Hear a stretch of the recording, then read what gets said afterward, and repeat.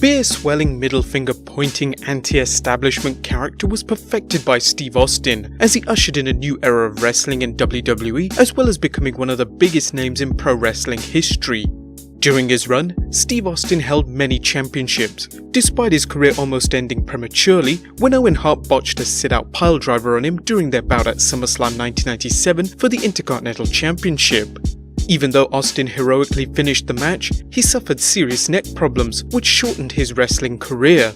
With subsequent surgeries fixing his neck, Austin continued wrestling in WWE until 2003. His neck wasn't much of an issue until he was advised by his doctors to call it quits.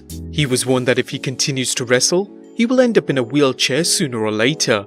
And apart from his neck, Austin also had two busted up knees that were causing problems with his mobility. Austin agreed to one last match against The Rock at WrestleMania 19 and then became Sheriff Austin, a non-wrestling character. In 2005, he left WWE prematurely to pursue other interests, agreeing to make one-off appearances here and there for entertainment value only. Despite Austin entering early retirement at the age of 38, rumours have floated around the internet about Austin training for a wrestling return. Now, before you shoot the messenger, many fans seem to forget Kurt Angle, who suffered a broken freaking neck, also made a wrestling return. Even though Kurt performed nothing too strenuous in the ring, it was still a return nonetheless, working through his injuries with WWE eventually clearing him for a wrestling return.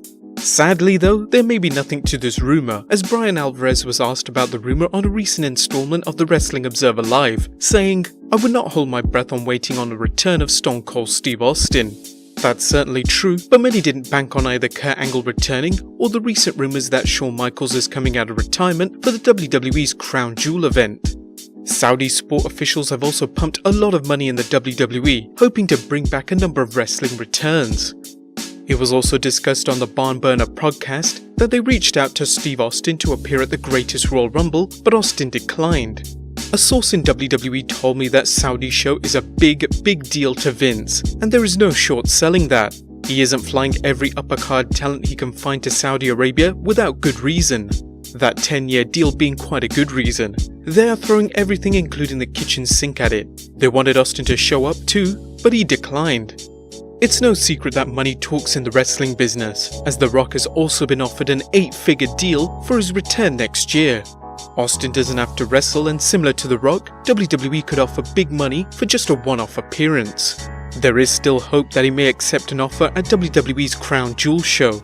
Would you guys like Austin to return for a one-off appearance? Let us know in the comments down below. Subscribe if you haven't already, and I'll see you next time with some more wrestling content.